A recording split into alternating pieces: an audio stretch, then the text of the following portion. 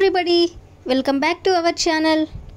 ఈరోజు వీడియోలో మనం మన డైలీ లైఫ్లో యూస్ చేసే కొన్ని వర్డ్స్ అండ్ సెంటెన్సెస్ని ఇంగ్లీష్లో ఏ విధంగా చెప్పాలో ఈ వీడియోలో తెలుసుకుందాం.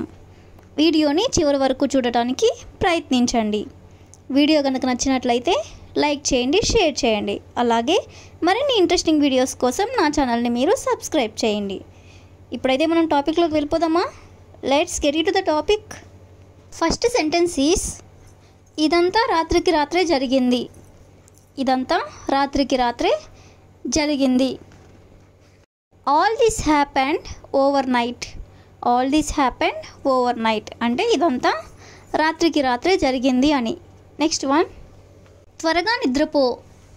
త్వరగా నిద్రపో మనం ఇలా ఎవరికైనా చెప్తూ ఉంటాం కదా. సో దీన్ని ఇంగ్లీష్లో గో టు బెడ్ ఎర్లీ.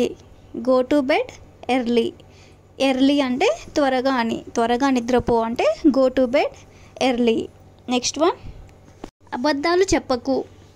అబద్ధాలు చెప్పకు. ఎవరైనా అబద్ధాలు చెప్తున్నట్లయితే మనం ఇలా చెప్పొద్దు అంటాం కదా. సో దీని ఇంగ్లీష్లో don't tell lies. Don't tell lies. Lies అంటే అబద్ధాలు అని. అబద్ధాలు చెప్పకు. Don't tell lies. Next one, ముందుకు పదండి. ముందుకు పదండి లేదా ముందుకు వెళ్ళండి. సో దీని ఇంగ్లీష్లో move forward. Move forward. Forward అంటే ముందుకు. ముందుకు వెళ్ళండి అంటే మూవ్ ఫార్వర్డ్ అని. నెక్స్ట్ వన్, నిజంగా అలసిపోయాను. నిజంగా అలసిపోయాను. ఎవరైనా అలసిపోయినట్లయితే ఇలా అంటూ ఉంటారు కదా. సో దీని ఇంగ్లీష్లో రియలీ టైర్డ్. రియలీ టైర్డ్ అంటే నిజంగా అలసిపోయాను అని. నెక్స్ట్ సెంటెన్స్ ఈస్ చాలా సంతోషంగా ఉంది. చాలా సంతోషంగా ఉంది. దీన్ని మనం ఇంగ్లీష్లో క్వైట్ హ్యాపీ. క్వైట్ హ్యాపీ అంటే చాలా సంతోషంగా ఉంది అని. నెక్స్ట్ సెంటెన్స్, మీరు చేసే ప్రతిదానికి ధన్యవాదాలు. మీరు చేసే ప్రతిదానికి ధన్యవాదాలు. ఇలా మనం ఎవరికైనా చెప్పాలనుకున్నప్పుడు సో దీన్ని ఇంగ్లీష్లో thanks for everything you do. Thanks for everything you do అంటే మీరు చేసిన ప్రతిదానికి కూడా ధన్యవాదాలు అని. నెక్స్ట్ సెంటెన్స్ ఈస్ ఒకసారి ప్రయత్నించు. ఒకసారి ప్రయత్నించు. ఎవరినైనా మనం ఎంకరేజ్ చేయాలనుకున్నప్పుడు ఇలా చెప్తూ ఉంటాం కదా. సో దీని ఇంగ్లీష్లో take a chance. Take a chance అంటే ఒకసారి ప్రయత్నించు అని. నెక్స్ట్ సెంటెన్స్ ఈస్ బయటకి తీసుకెళ్ళండి. బయటకి తీసుకెళ్ళండి. Take it out side. Take it out side అంటే బయటకి తీసుకెళ్ళండి అని. నెక్స్ట్ వన్, తర్వాత కలుద్దాం. తర్వాత కలుద్దాం. ఇది మనం జనరల్గా చెప్తూనే ఉంటాం కదా. సో దీని ఇంగ్లీష్లో సీ యూ లేటర్.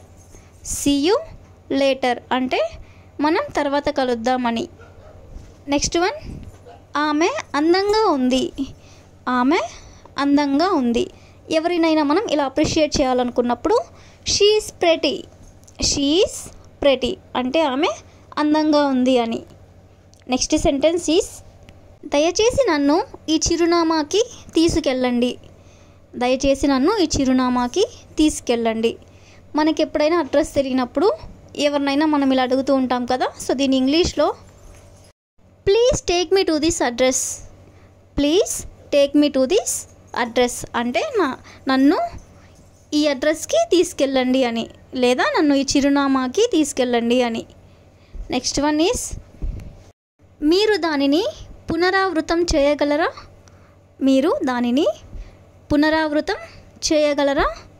దీన్ని మనం ఇంగ్లీష్లో could you please repeat that.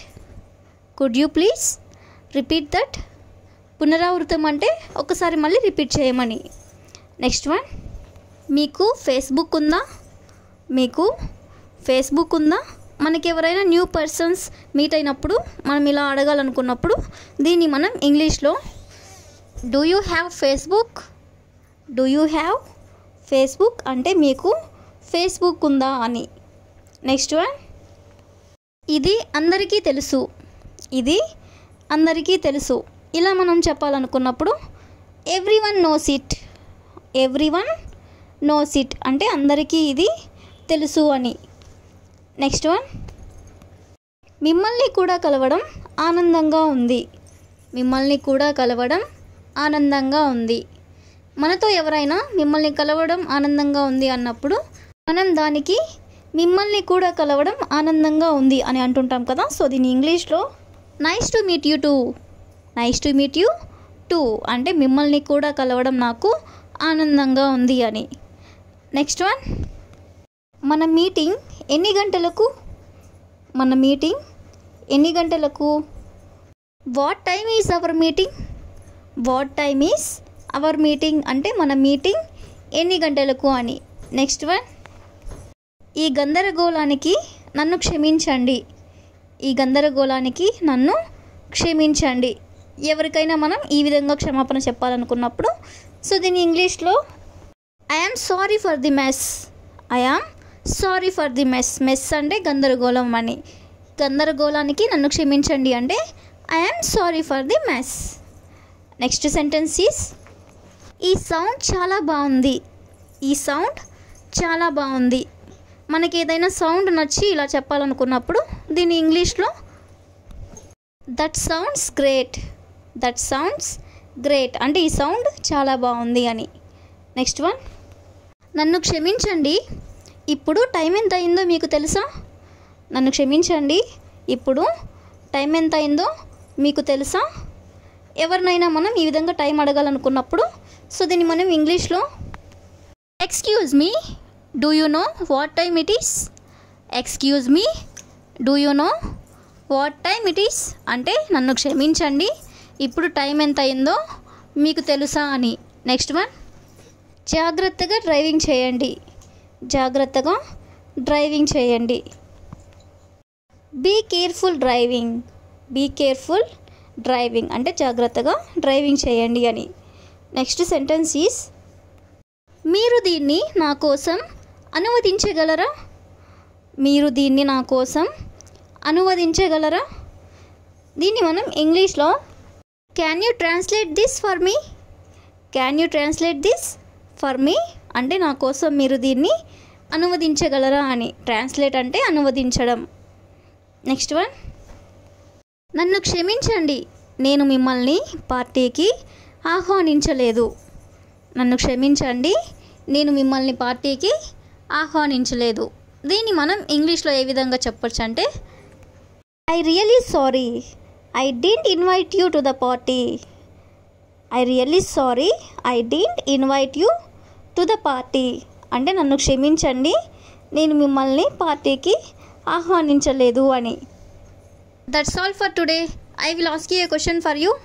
ఎవరు మిమ్మల్ని బాధించారు, ఎవరు మిమ్మల్ని బాధించారు. If you know this one in English please comment in the comment section. Thank you for watching.